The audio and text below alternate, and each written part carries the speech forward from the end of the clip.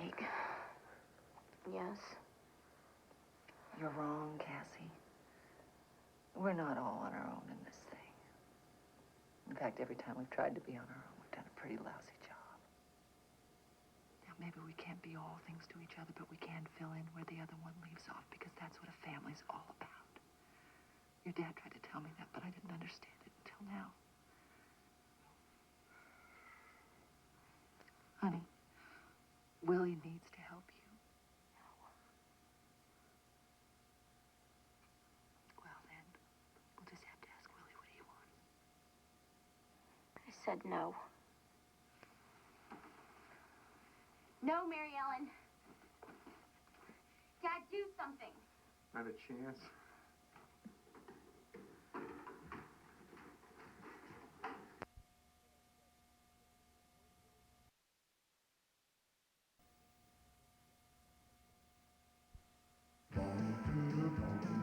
Moving, moving, moving. All these Fords are moving. Move out, move out. It's back. It's bigger. Your Quality Plus Ford dealer's factory-authorized clearance. Savings are big on America's #1 selling small car, Ford Escort. Just $189 a month puts you in any new Escort with driver's side airbag. Just $189 on Escort. Save now on the best deals around. Ford's factory-authorized clearance is on a roll. Hurry, see your Quality Plus Ford dealer today. This is how most stores feel about buying your old video games. This is how we feel. Funcoland, more video games than anybody else at half the price. Coach's pain in the back is almost as bad as his pain in the neck. Coach. Tonight at 11, followed by Murphy Brown at 11:35.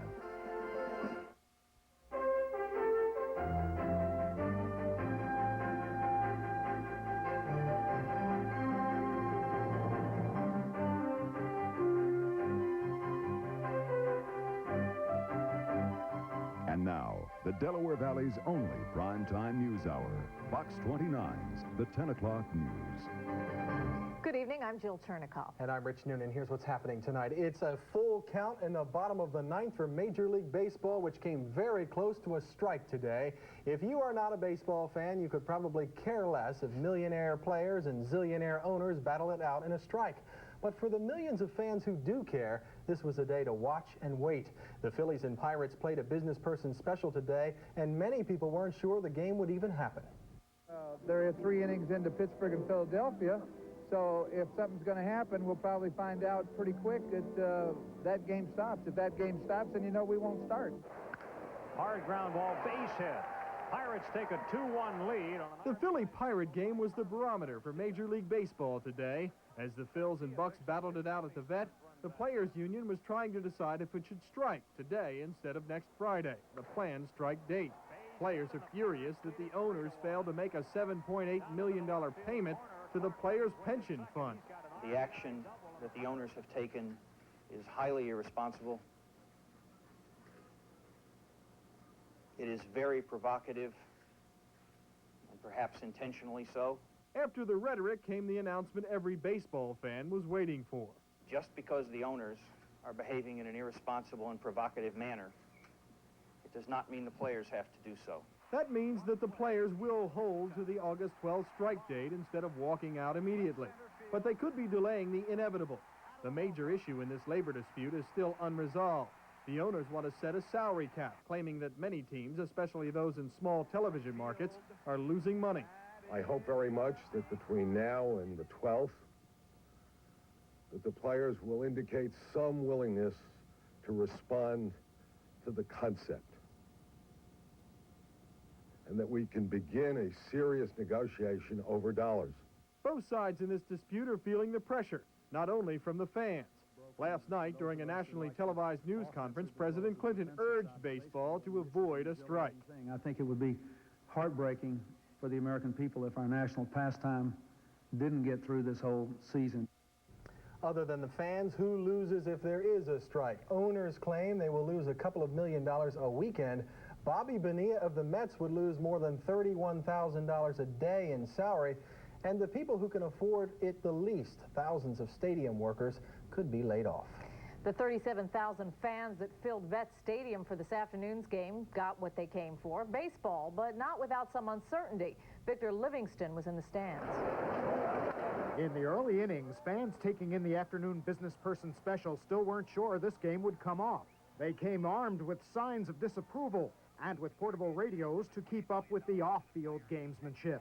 Anybody said moving up a strike date at this point would serve no purpose. That was good news for today. We don't care. We just want to see him play. I mean, the game's not fun no more. All it is money. Fans tried to understand the players' aborted threat. It came after the owners failed to meet a scheduled payment into the players' pension fund. This Bucks County attorney calls that a foul, but says there's no sympathy for the players or the owners. They're both greedy. I think there ought to be a mediator appointed. I think the thing ought to be settled. The missed pension payment shows the owners are playing hardball, but this labor expert thinks they may have violated federal rules requiring both sides to negotiate in good faith. By a tacit agreement, they may have continued the terms of the contract, and the owners may very well be liable legally to pay those pension payments. But that certainly was very surprising, and probably not a great idea if we want to try to settle the strike before August 12th. Randell hopes to offset the financial impact of a possible strike by lining up some minor league games for the city-owned Vet. But with the strike still on for August 12th, the fans realize this is just a reprieve. So do some of the other people whose livelihoods depend on what happens. The ushers and vendors at the Vet. It's a nice little income we get, and I'm going to sure miss it. The only way you'll have to look at it, it's something beyond your control, and what you don't have, you don't miss. Even so, with millions of dollars riding on the current talks, there's good reason for those who stand to lose big to remain on the edge of their seats. Victor Livingston, the 10 o'clock news. Bill Perry joins us now with a look at what the Phillies players are saying about the possibility of a strike. Bill? All right, thank you very much, Rich. So the players decide to hold to their previously announced strike date after next Thursday's game. And with the game today in progress, Darren Daulton, the Phillies players' rep, held a press conference with the game in progress. It's nuts. He was upset, of course, that the owners withheld the players' pension fund money. Daulton called it dirty pool. Whatever this tactic they're doing here, you know, it's not helping negotiations whatsoever. We were strong going in, well-informed, and this, of all things, probably made us stronger. It was unanimous that we go ahead with the strike date the way it is. We're still trying to get this thing resolved, and we don't feel that going out now will help get this thing resolved. I don't think there will ever be a salary cap implemented in the game of baseball. I don't understand with the reasoning there that why all of this money being made by people that are performing out there on the field day in and day out. I don't understand why all the money has to go to some guy sitting up in a booth that owns the club.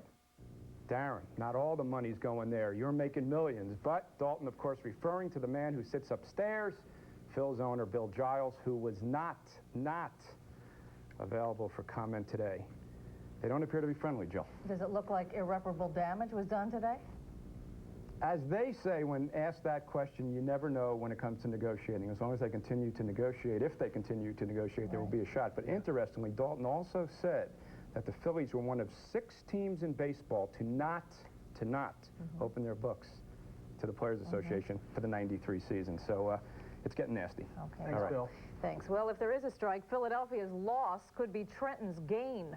The Trenton Thunder minor league team is already having a banner year for attendance. A major league strike could bring even more fans to Mercer County's Waterfront Park, and as Dave Schratweiser reports, there the ticket price is only $7. Yeah.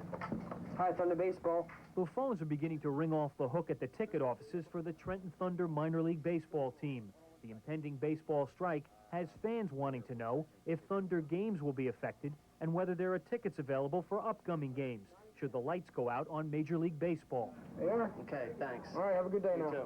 We're hoping with the strike, which no one wants, no one in the industry wants, to get that guy or woman or family out here that might not normally come that needs their baseball fix. Bye. Jim Lamberti wasn't taking any chances today. With the strike looming, he wanted to get his favorite seats to a game later this month, when a strike could be in full swing. You expecting crowds then if they're still on strike? Yeah, it'll be a crowd. It was sold out when I was here in July, and it'll probably be sold out again. Right now, the Trenton Thunder is drawing about 6,000 fans a game, and Waterfront Park here holds about 6,500 fans. So club officials are expecting some sellouts if there is a strike. We haven't turned anyone away yet. When it gets down to selling the last seat, we'll turn it around and sell a $3 standing room only seat. 7 times your change. Thanks a lot. For businesses across the street from Waterfront Stadium, this has been a good year thanks to Thunder baseball. At the Ballpark Deli and the Lamberton Ale House, they're hoping a strike will bring more fans to the ballpark and to their establishments. I think we'll do real good. Yeah, I think we'll draw 30, 40% more. I think it'll be all right. The Thunder has 19 home games remaining. Team officials say that while they hope there is no strike, it could fill some empty seats and make the end of the season a hit in Trenton. Dave Stratweiser, the 10 o'clock news. Still ahead tonight, Megan Kanka is laid to rest as lawmakers introduce a bill dealing with sex offenders. And Philadelphia police turn to an artist to help identify a young murder victim.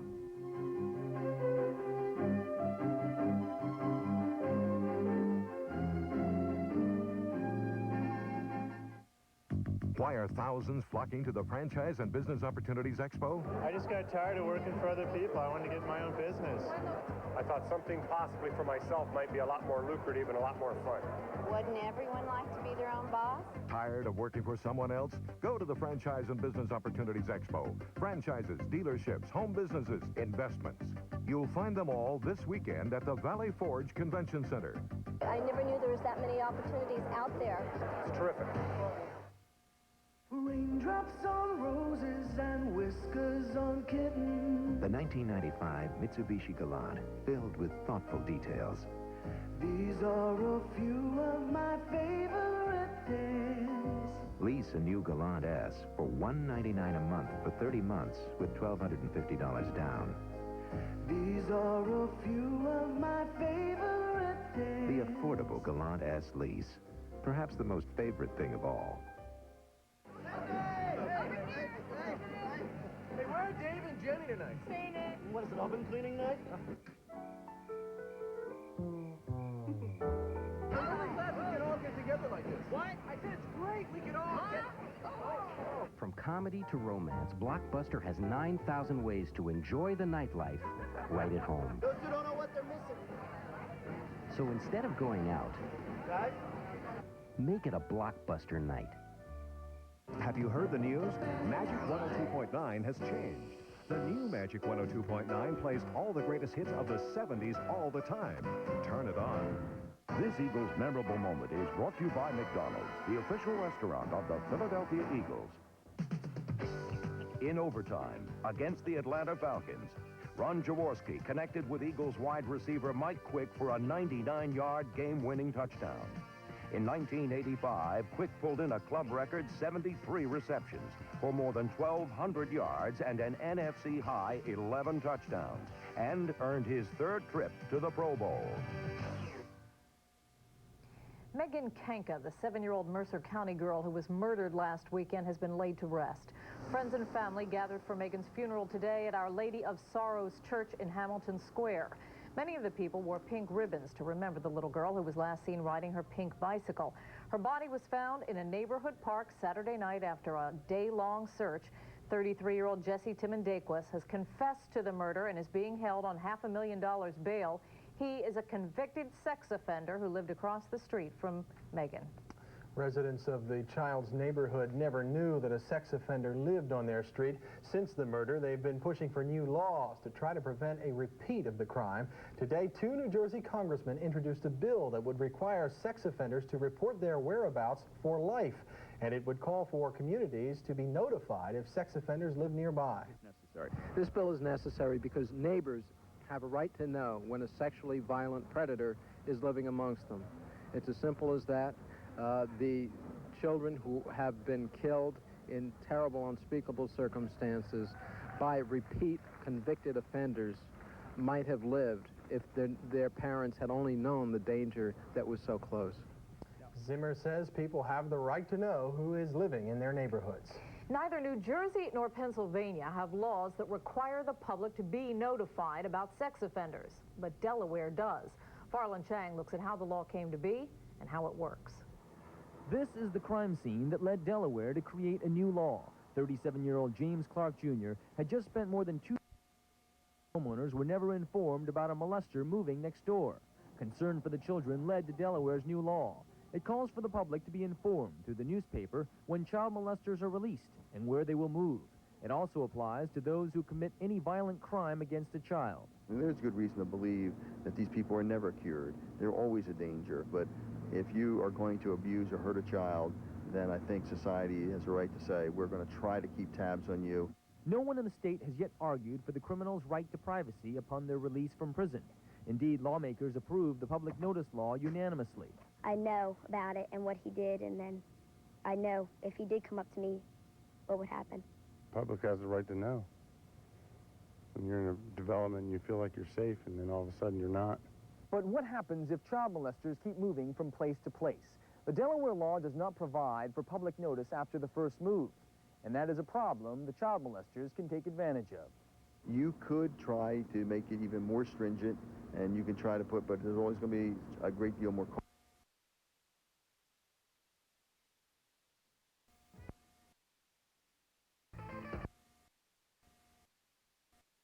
In Wilmington, Delaware, Farland Chang, the 10 o'clock news. The manhunt is on tonight in Philadelphia for 3 carjackers who sexually assaulted a woman last night in East Falls.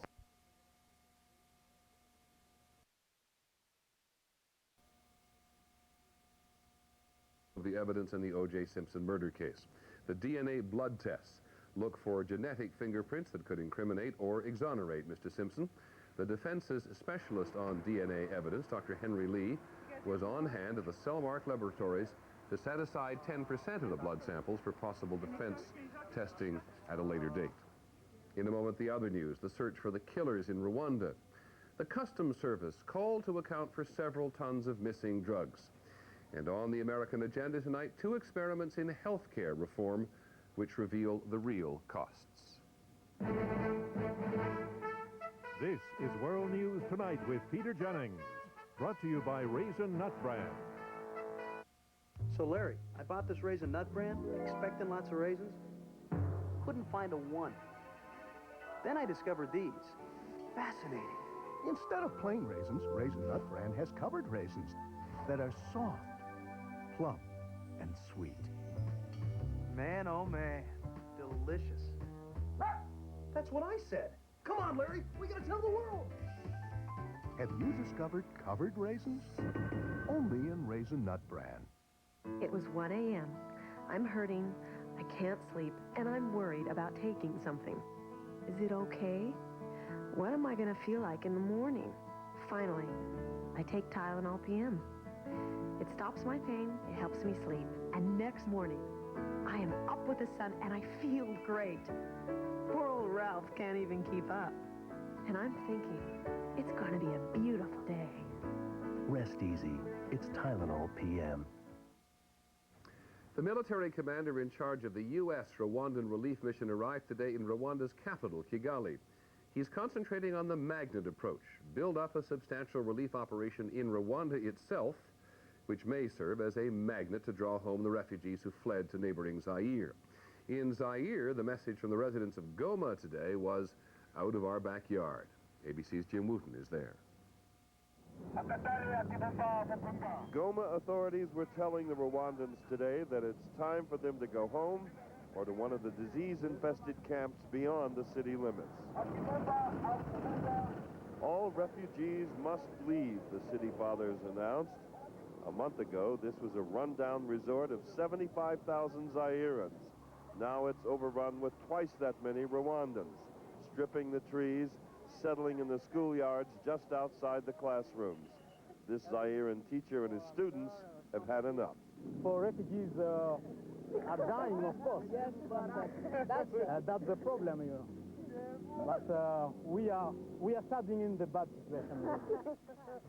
One of those with whom Goma has lost its collective patience is Uwizi Imana. She's 18. Her parents are dead, and she led her large family, 20 brothers, sisters, cousins, and her gravely ill aunt out of Rwanda in late June. 8 have died, but she's not yet ready to lead them home. So, camped on this busy road, she sells a little firewood, prepares the meals. Tonight's dinner was cow skin and beans with contaminated water from a nearby lake. And all day long, she watches clean water and better food and medicine pass her by, headed out to the camps. Which is where she plans to go as well. Uwizi Imana thinks her aunt will die if she stays in the city. She's probably right. Thursdays this fall on NBC. Hey, baby, I hear the blues are calling. Toss salads and scrambled eggs. Quite stylish. And maybe I seem a bit confused. Well, maybe, but I got you pegged. But I don't know what to do with those tossed salads and scrambled eggs. They're calling again. Good night, Seattle, we love you. Remember, this fall, Frazier moves to NBC Tuesday. Automobile Magazine looked at these remarkable cars and promptly declared Chrysler the hottest car company in America. The heat continues with Chrysler Plymouth's hottest clearance. Get up to $1,000 in option package values on Plymouth Voyager and Grand Voyager. Plus cash back and option discounts of up to $1,063. Even save on the luxurious Town & Country. Coming up, shocking violence at an Ardmore daycare center. Terrified children look on as their teacher is murdered. It is the deadliest tornado in the Delaware Valley in 15 years, leaving behind death and unbelievable destruction. We'll have the latest on an outbreak of Legionnaire's disease at a Wilmington hospital. And Major League Baseball players announced the date baseball could strike out. That's all coming up next on the 10 o'clock news.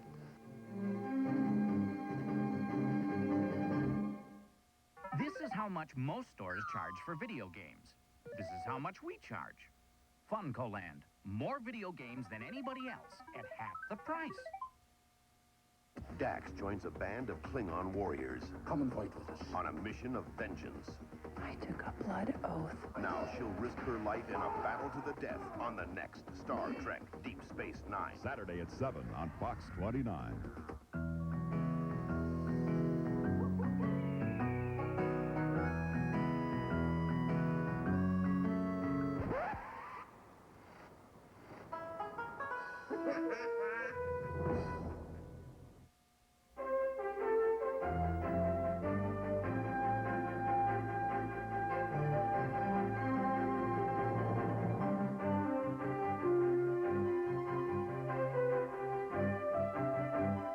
And now, the Delaware Valley's only primetime news hour, Fox 29's The 10 O'Clock News. Sounded like a freight train going too fast. Realized that I wasn't dreaming, that I was wide awake and it wasn't a train. A tornado brings death and destruction to the heart of Montgomery County. And our other major story. The unthinkable happens at an Ardmore daycare center. A woman shoots and kills a teacher in a crowded classroom. I was terrified. That's why I got over here so fast. I was terrified. And when I got to her, the kids were upset, panicky, and crying. Good evening. I'm Jill Chernikoff. And I'm Rich Noonan. Here's what's happening tonight. It is an image the little ones could see in their sleep for years. Their teacher gunned down in front of them at daycare.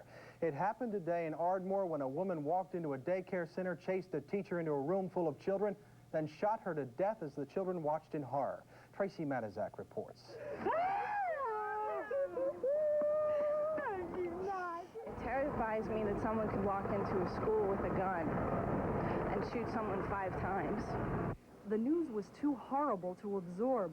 Beloved daycare teacher Diane Morse, known to her little ones as Miss Diane, riddled with bullets in front of a classroom of preschoolers. Mom, you all right?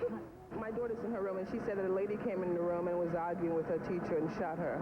According to police and eyewitnesses, the alleged shooter walked into Diane Morse's classroom around lunchtime. The teacher immediately recognized her and ran away for help. She wasn't fast enough. The shooter allegedly opened fire in the hallway, hitting her twice. then followed the teacher into another classroom and shot her 3 more times. Shortly after the shooting, police arrested 36-year-old Trudy Stovall and charged her with first-degree murder. She has given a statement to police, and she has admitted to the killing. I'm stunned. I can't believe this is happening. I really have a headache from, the tension. Just can't believe it. Neighbors on Trudy Stovall's Ardmore block remembered her as easygoing and good with children. Diane Morse's family has known Stovall for years, but remembers her in a very different light. She's just crazy. She's been in trouble with the law before. We were just told by Diane's daughter that she set somebody on fire in a bar just 2 years ago. Diane Morse's daughter, Dana Hardy, says her mother has been getting strange phone calls from Stovall lately, but did not elaborate. Tonight, both of Diane Morse's families are left to wonder how, in the twinkling of an eye, one who was loved so much could be taken so quickly, and whether the heartache of her passing will ever go away. In Lower Merion, Tracy Matisak, the 10 o'clock news.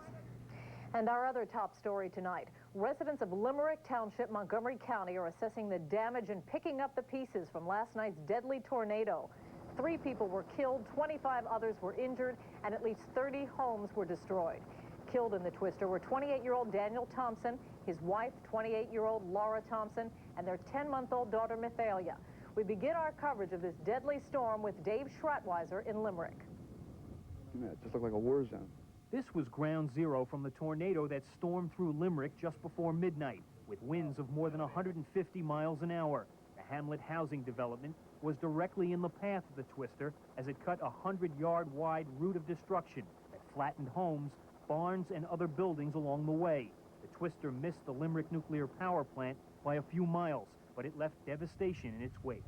It sounded like a freight train going too fast. Chris O'Rourke has now survived 3 tornadoes in her lifetime. This one seriously damaged her home, but it's still standing. I saw this purplish gray cloud moving faster than any train I've ever seen move. And my next thought was, get out of there. The force of this tornado was incredible. It not only ripped off rooftops and flattened entire homes, but it tossed around appliances and cars like they were toys. Victory Way in the Hamlet housing complex looked like a bomb had been dropped on it. This was the home where a father, mother, and child were killed. Now it's nothing more than rubble. The family car still sits in the driveway, the windows blown out, a child's safety seat in the back. These things don't have any rhyme or reason to them. Just what happens, happens. I mean, look around, one house is totally demolished and the second home is still standing. Around the corner, the damage was almost beyond belief. Walls were ripped off houses, exposing entire rooms. Some homes were demolished by the thundering winds, leaving behind a pile of splintered lumber and household possessions. I was devastated. I saw it last night, and I was in shock. I mean, again, first thing I thought was the families. Fire and police crews worked their way through the development, looking for several people who originally were unaccounted for. But word came later that those thought missing were on vacation and not home when the tornado hit. No words to describe. There's nothing. I've never seen anything like this. Never. Across town, this self-storage facility was literally blown apart. Somewhere in the rubble is all of Terry and Jean Donner's belongings. Every picture, every piece of furniture, grandfather clock, all my jewelry, my wedding jewelry, everything's in there. With the town in a state of emergency, work crews were busy all day trying to get life in Limerick back to normal. But for the people in the Hamlet housing development who thought they'd bought a little piece of paradise, rebuilding their homes and their lives will take quite a bit longer. In Limerick, Dave Schratweiser, the 10 o'clock news. The most heavily damaged homes were new ones. In some cases, the homes flew apart like matchsticks. The obvious question now is, how well were they built? The emergency management director in Limerick says the homes were built up to the national codes, but the tornado was simply too much. You could add a concrete bunker in it when it was withstood what these houses went through. These were approximately 150-mile-an-hour winds, and it cut a 100-yard wide path through here. Officials say they had no way of knowing how the homes would hold up in a tornado because they have never seen one like last night's before. In addition to the 3 people killed in the tornado, 25 were injured and 85 are homeless. Susan Bueller reports now on the collective effort to help the victims of this disaster. This is the worst I've ever seen. I've never seen anything like it. This is just devastating. It was a homeowner's worst nightmare, and one resident of the Hamlet development in Limerick Township won't see firsthand until tomorrow. Since they were evacuated in the middle of the night, they have only seen this devastation on television. My 2-year-old daughter, she's alive. Luckier than most people. There's a few people that didn't make it through this. So, yeah, I'm very lucky. Frank Rosado was lucky that his home was not one of those randomly ripped apart in this cul-de-sac. 15 homes have been condemned. Those marked with danger signs must be checked for structural damage before residents are allowed back in.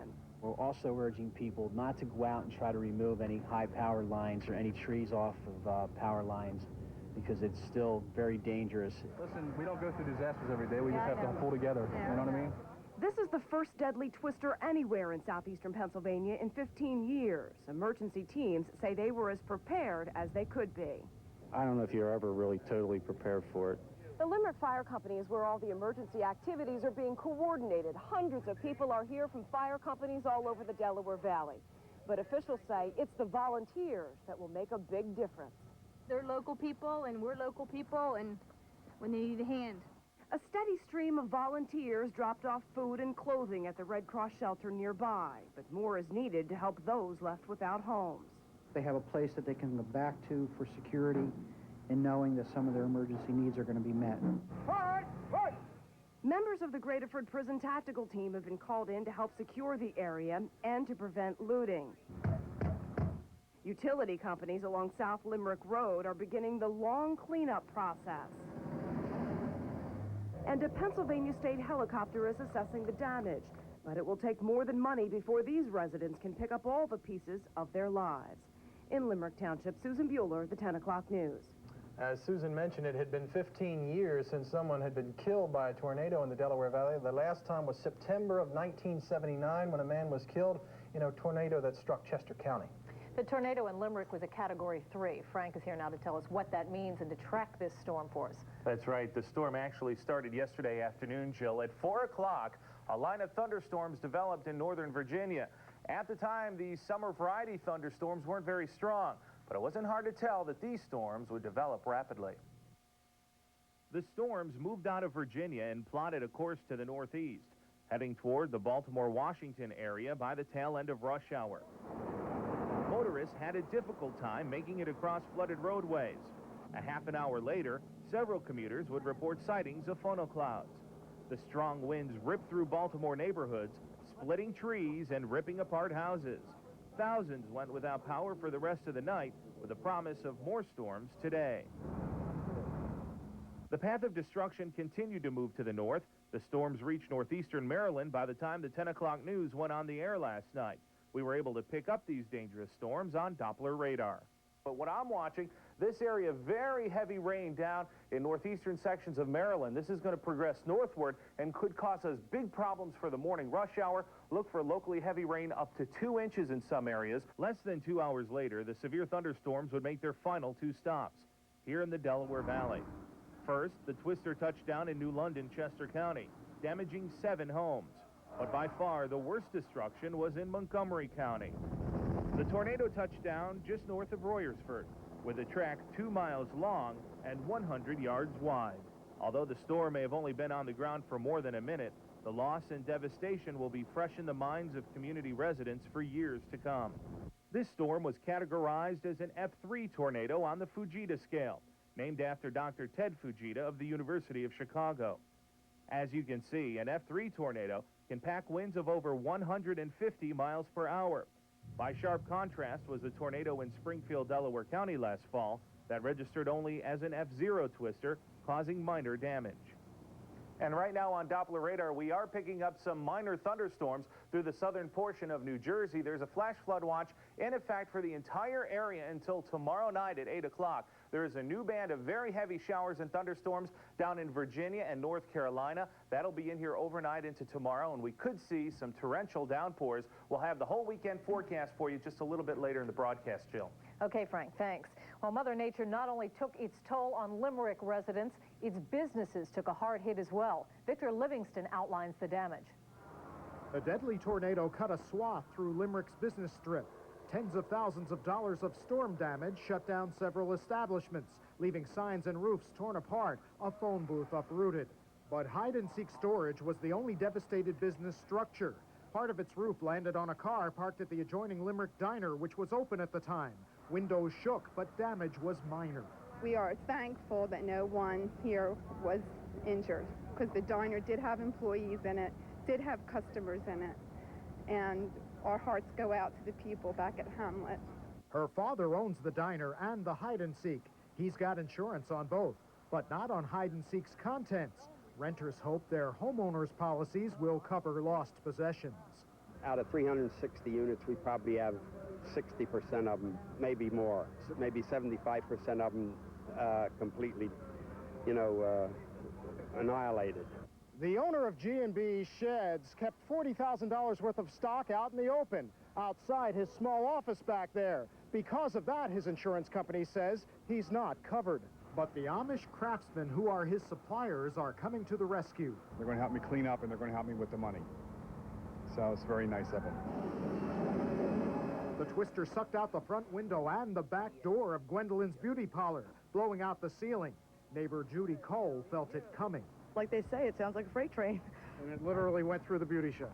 Yeah, it came through the door, knocked the door in, and came out the front, blew the glass out, but left things sitting there. Little Italy Pizza's roof flew across the street, but a plastic tarpaulin kept the eatery open. We only had small damage. Water came in a little bit, and other than that, we're going to open. Not all businesses were as lucky, but most of Limerick's business strip should be back welcoming customers by week's end. A frightening close call with nature's fury. Victor Livingston, the 10 o'clock news. 8 people were hurt when a tornado rolled through parts of Chester County near Kennett Square and Tough Kenneman Township and New London Township. Change their format to oldies. I switched to B101. Oldies, that's not for me. I'd much rather hear today's music. B101. I love it. They play great music from the 80s and 90s. Phil Collins. I like Gloria Estefan. Whitney Houston. Michael Bolton. I love Rod Stewart. Brad Carey's great. It's just one great song after another. It's today's hits of the 80s and the 90s. I enjoy that. If you don't care for the oldies on Magic, join the switch to B101. Es fabulosa, B101. I'm going easy at Discovery Zone. Discover what I can do on my own. I can jump, swing, crawl, or mountain climb. I'm going easy, it's one of a kind. I can slide through a maze, I can have a ball. I can bounce on the moon, obstacles and all. I'm going easy at Discovery Zone. The Discovery Zone Fun Center in Port Richmond is now open. We're the ultimate place to have your next birthday party, so bring your friends and swing, crawl, and have a ball.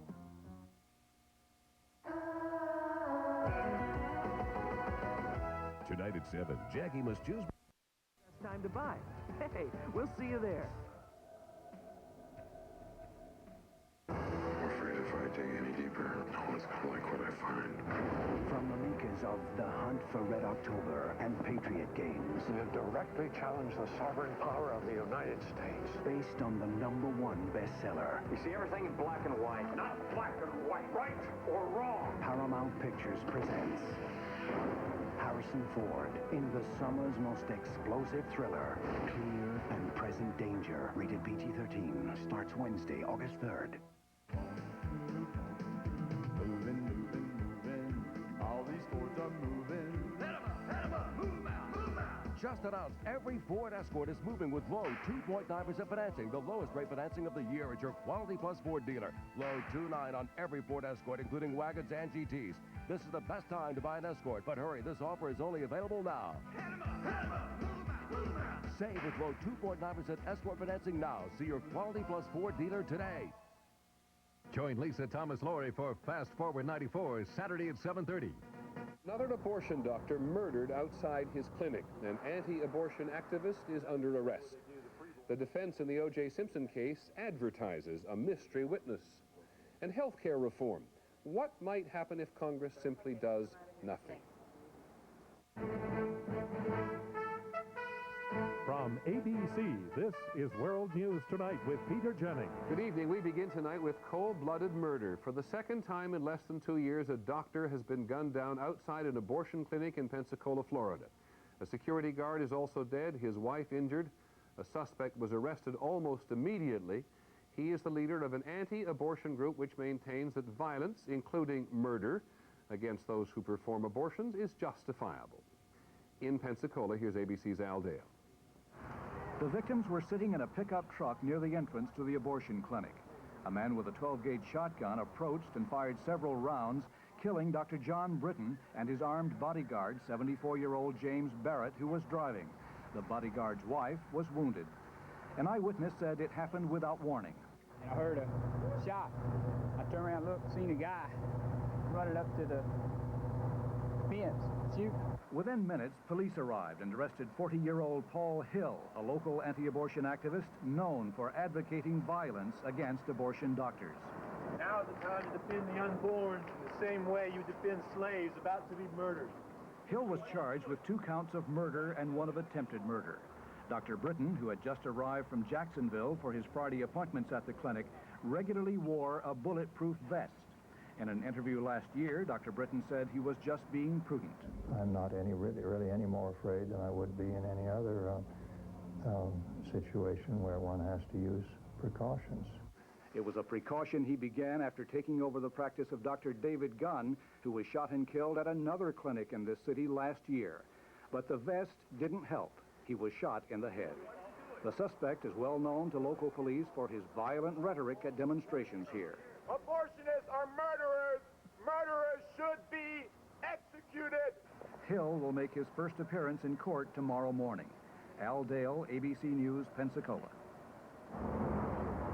This is Bill Blakemore. Paul Hill has been openly promoting this kind of violence for months. As the police use force to stop a murderer, sometimes you have to use force to stop people from killing innocent children. A father of 3 and former Presbyterian minister thrown out of his church for these views, Hill claimed on Nightline 8 months ago to have many followers. My organization, Defensive Action, presently has 28 ministers and priests and pro-life leaders who are openly justifying the use of force in order to defend innocent life. Including shooting doctors. Whatever's necessary. There is a small but growing number of people around the country who publicly advocate such violence to protect fetuses. If your life or mine were in imminent danger right this second, you wouldn't want someone holding a sign on the sidewalk? When Dr. David Gunn was murdered in Pensacola last year, his killer claimed to have been inspired by local Operation Rescue leader and ex-Klansman John Burt.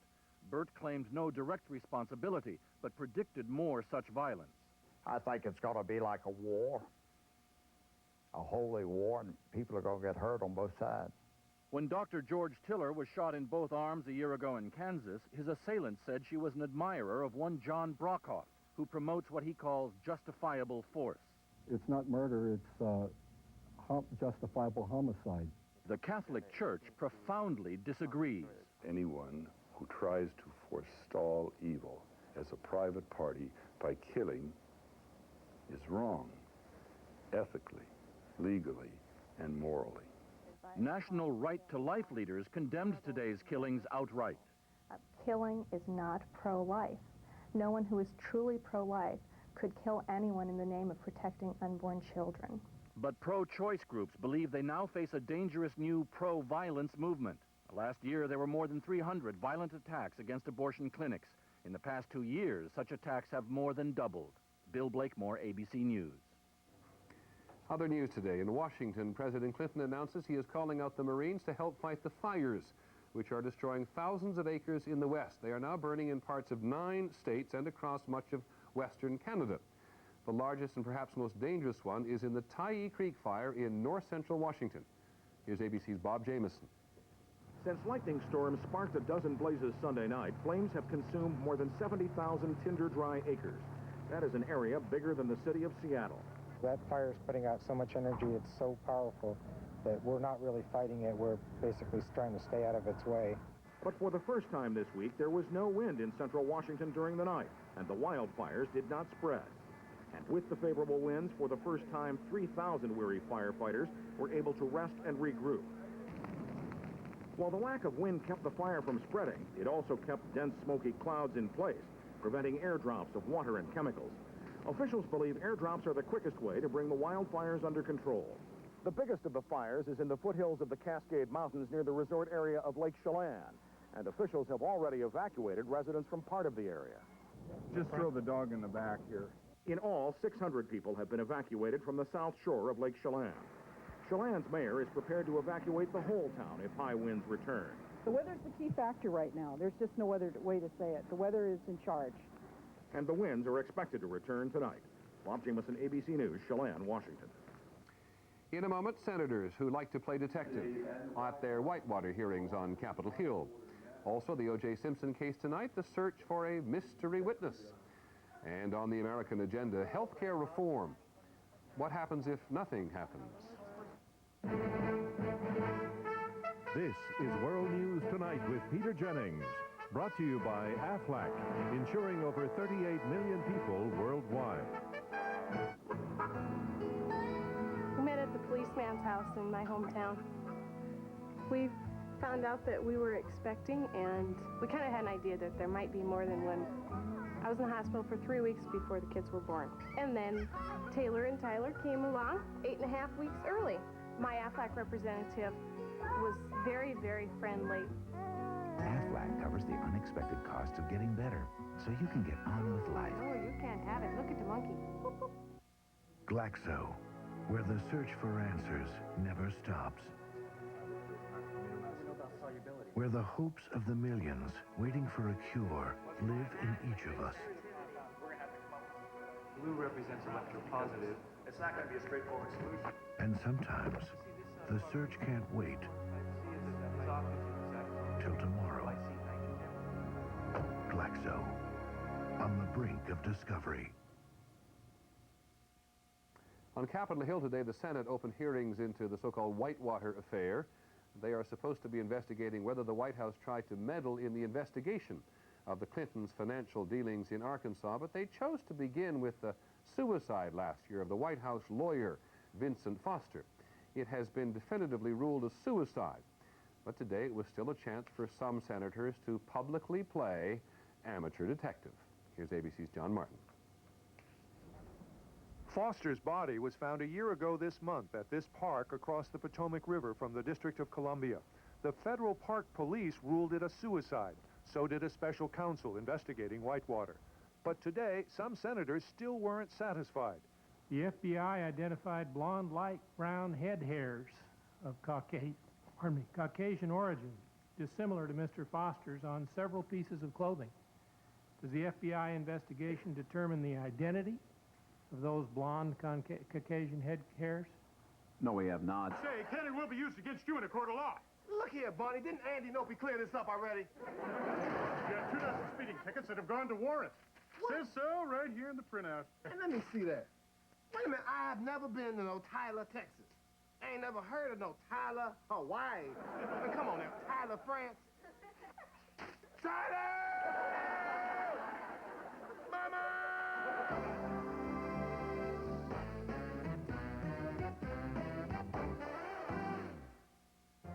Watched by more people than any other network. ABC. An ABC News brief. Now from Washington, Bill Greenwood. Good evening. A former minister is under arrest in Florida tonight after he allegedly gunned down 2 people, including a doctor, outside a Pensacola abortion clinic this morning. A Los Angeles judge today set September 19th as the date for O.J. Simpson's murder trial. And next on 2020, an amazing new therapy for people over... Called a rampage of senseless violence. 3 people are gunned down in broad daylight. 1 of them is dead. American troops are on the move again. President Clinton announces a mission of mercy to Rwanda. Stories of devastation from the rubble of Wednesday's powerful tornado in Limerick Township. And one of the victims of a local outbreak of Legionnaire's disease talks for the first time about his ordeal. That's all coming up next on the 10 o'clock news.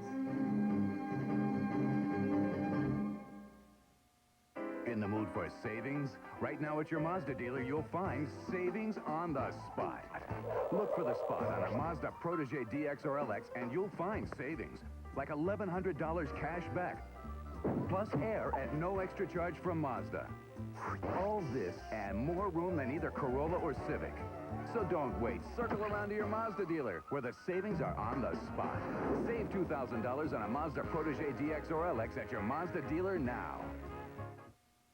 Wesley defies Captain Picard to protect a sacred people. On Star Trek, The Next Generation. Saturday at 6 on Fox 29.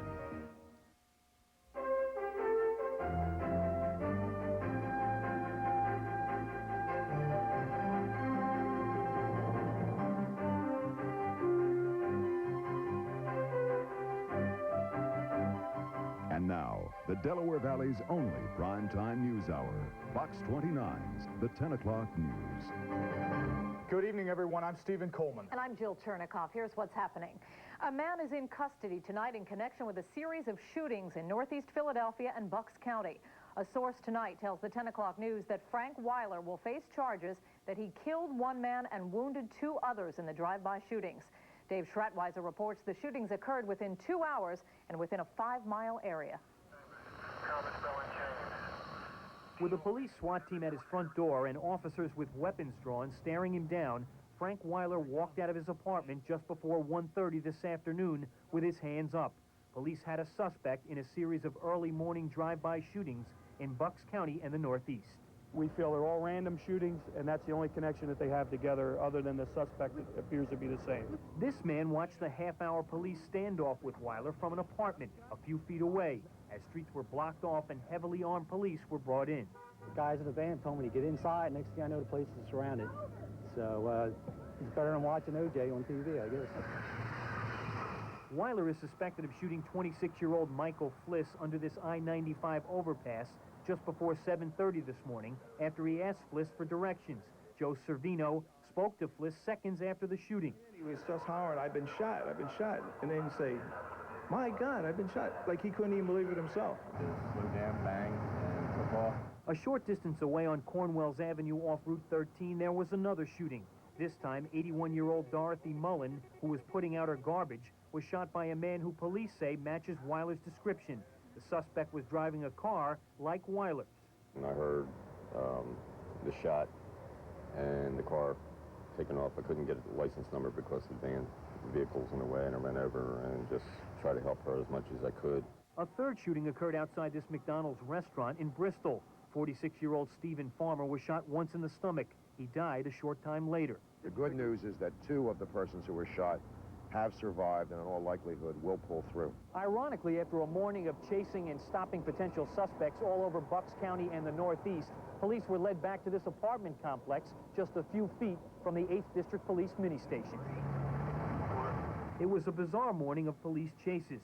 Teams of police pulled over several cars driven by elderly men matching the suspect's description. Some were not pleased, others just shook it off. What do I care? You know, I didn't do nothing, so.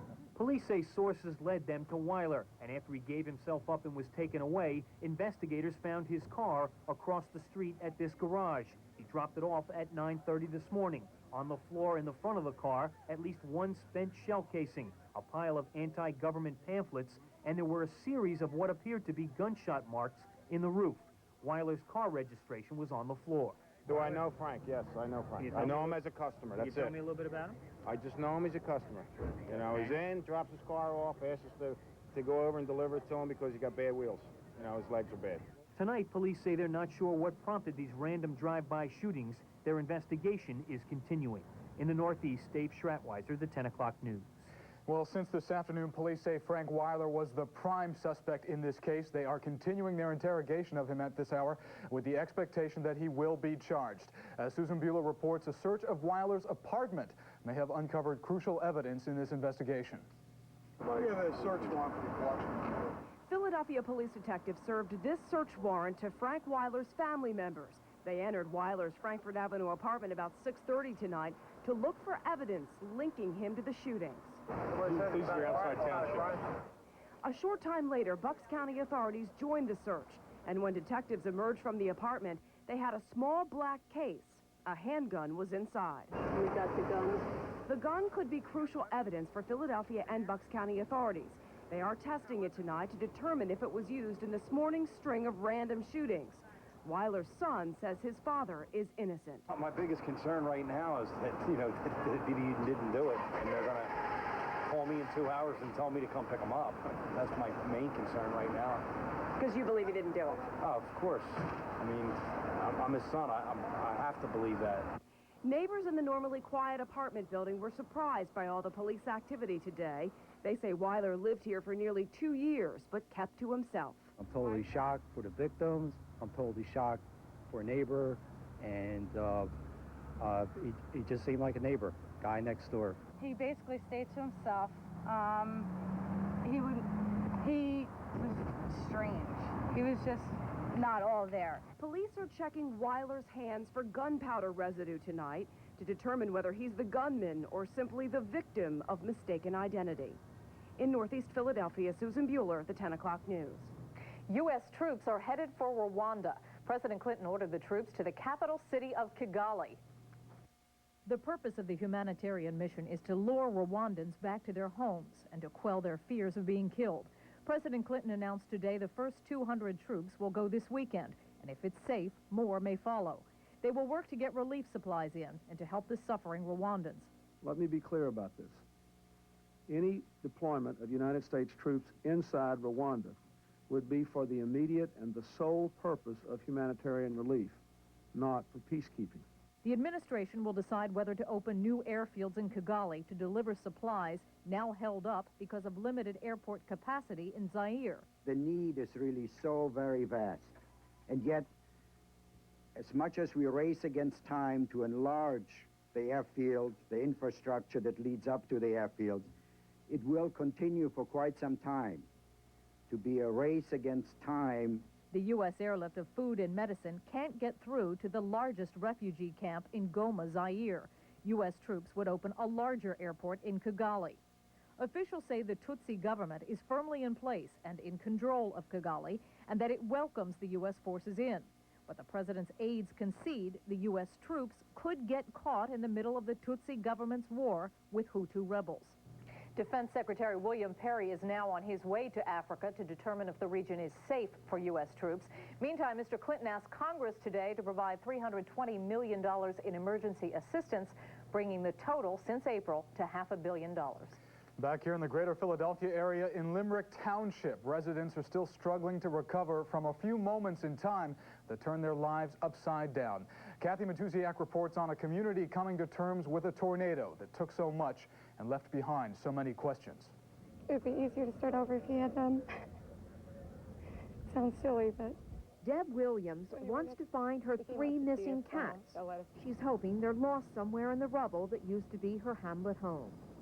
On Wednesday night, Williams was closing a bedroom window when the force of tornado winds blew her into a closet. And I remember looking out and seeing the windows in my family room collapsing and thinking, I'll never clean this up. And then the second thought was, why can I see my family room from my closet? And then I realized the whole place was gone. Today, Limerick residents and town officials still can't quite fathom the fury that swallowed their homes whole.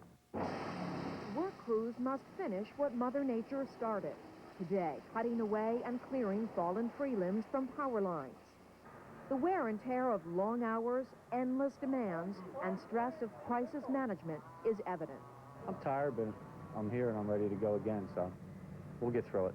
Most volunteers here at Limerick Fire Company sacrifice their own family and work time to spend more than 40 straight hours on disaster relief. In my lifetime, I've never seen anything like this. Several dozen firefighters have been searching the fields near the hamlet development for salvageable possessions. We took our time to make sure we could find, everything that we could to give back to the people so that, at least they have something to hold on to. Everything they have is spread out across those fields, so whatever we could find for them to help them get their lives back together and get their memories back together for them.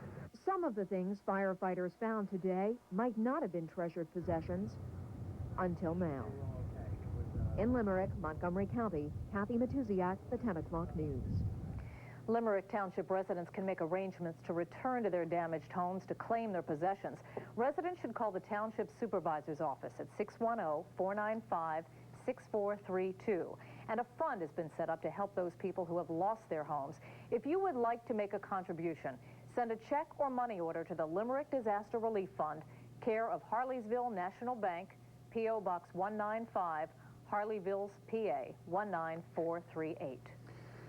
3 robbery suspects are in custody tonight, and an 89-year-old man is struggling to live after a high-speed chase led to a hit and run.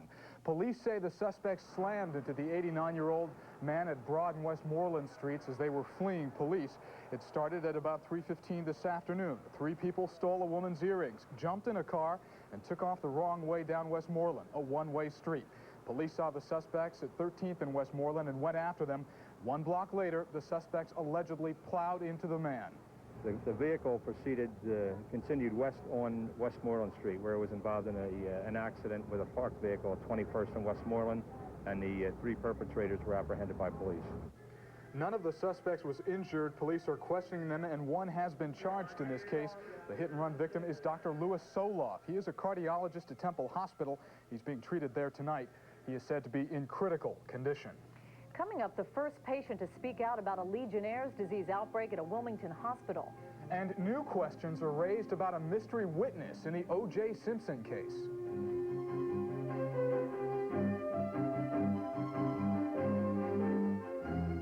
The 10 o'clock news is brought to you in part by Macy's Department Store. Macy's pre-season sale. Only 2 days left for our once-a-year savings opportunity. $425 wool suit now half off. Our $39.50 Clubroom Pinpoint Oxford shirt, 2 for $50. Our $25 Clubroom knit shirt now $18.90. $70 Rockport Pro Walker now $49.90. Save on Dockers, Levi's, Timberland, and more. Macy's pre-season sale. Hurry, prices go up Monday. Is your credit report holding you back from refinancing your home? Hi, I'm Jim Palmer. Well, if it is, call the Money Store.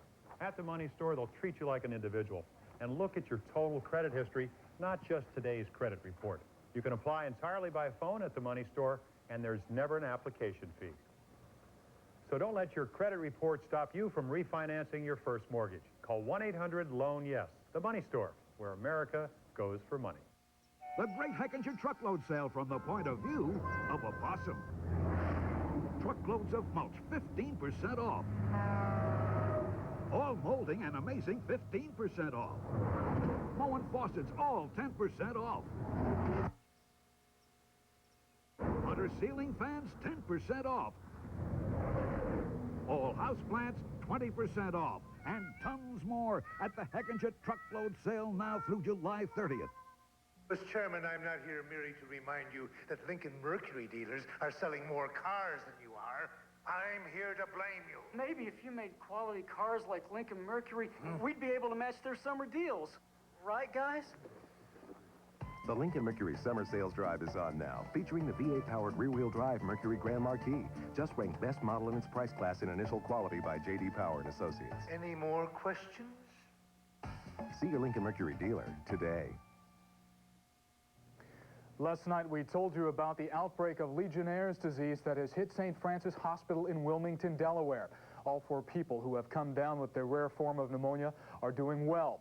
Today, Dr. Brian McDonough, who is on the staff at St. Francis, had the first interview with one of the patients, who is also a hospital employee. And it's really good news because really it was great to see him at home. That's where I spoke to him, where he was able to go outside for the first time in 2 weeks and enjoy a walk in the sun. He remains on antibiotics, and he's taking them by mouth.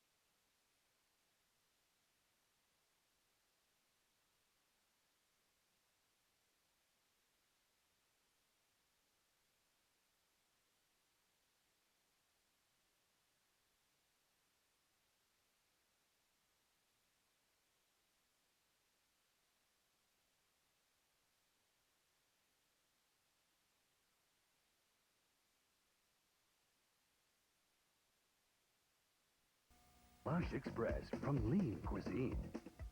Bella, Pennsylvania is now Bell Atlantic. Bell Atlantic really has a nice ring to it. We're not just a telephone company anymore. Regular people are going to be able to do all sorts of stuff over their telephone. Go shopping, see a movie. It's the stuff that you read about in science fiction novels. We are your friends. We're right in your community. Name's changed to Bell Atlantic, but I'm still Jeff. We're going to do the same things that we did for our customers before, but we're going to do it better. This is the beginning of the dream, and the dream is only going to get better. Bella, Pennsylvania is now Bell Atlantic, the heart of communication. There are a lot of reasons why your car might leak. Is your transmission shot? Well, maybe, and maybe not. Now's the time to take your car to AMCO. They'll give your transmission the most complete diagnostic checkup in the industry. So if it's just a small problem, they'll spot it. The fact is, half the cars serviced by AMCO dealers don't need a new transmission. So chances are, that little leak won't end up draining your wallet. AMCO, AA, MCO. Inside Story on Mideast Peace, Sunday at 10. From ABC, this is World News Saturday. Here's Catherine Pryor. Good evening. The first American soldiers arrived in Rwanda's capital of Kigali today. They'll secure the airport there so aid supplies can be sent to refugees in nearby Zaire. And aid officials say they are finally beginning to get the cholera epidemic that has killed thousands of Rwanda's refugees under control. But with refugees rioting over food and water and hundreds of corpses still unburied, it seems that help can't get there fast enough. The latest from ABC's Sheila McVicker. U.S. forces began their mission to Rwanda today with a barely visible effort, one plane load of equipment.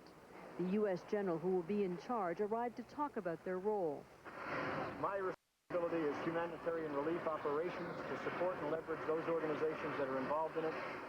More troops and equipment are due to arrive in Rwanda's capital over the next few days. They hope to help the aid organizations struggling to help the refugees across the border in Zaire.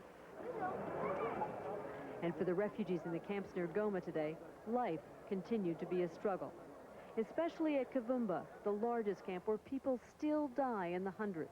This isn't a refugee camp, this is a death camp. People come here to die, really, rather than to get aid. And what kills are the diseases and dysentery borne by bad water. These people are weak and exhausted, but they fight for one thing, clean water. Today at Kavumba, as every day, there was not enough. Instead of one tanker load, these people need dozens just to survive. But on this waterless, treeless, rocky plain, no one has yet been able to bring to the 350,000 people here this most basic necessity. And so they walk, expending their energy and strength. The nearest clean water is 15 miles there and 15 miles back, uphill. This refugee set off before dawn. He comes home with only a few gallons. It must do for all his family, he says, to drink, to cook, to wash. Tomorrow, he will make the trip all over again. The aid agency Wtxf has built water storage tanks on the edge of the camp, but the question is how to fill the tanks with enough water to make a difference. Wtxfam's Ian Bray says what they need are tanker trucks, perhaps as many as 100. The only quick option is to fly those tankers in. If the American and French military can fly in everything else, why can't they fly those tankers in? At best, it will be days before the tankers arrive. Until then, the refugees will walk, and some will weaken, and some will die. Sheila McVicker, ABC News, Kavumba, Zaire. And coming up, former Minister Paul Hill is formally charged with the Pensacola abortion clinic murders. The Clintons go to the birthplace of Harry Truman and invoke his memory in the fight for health care reform. And the O.J. Simpson grand jury transcripts, tales of jealousy and obsession.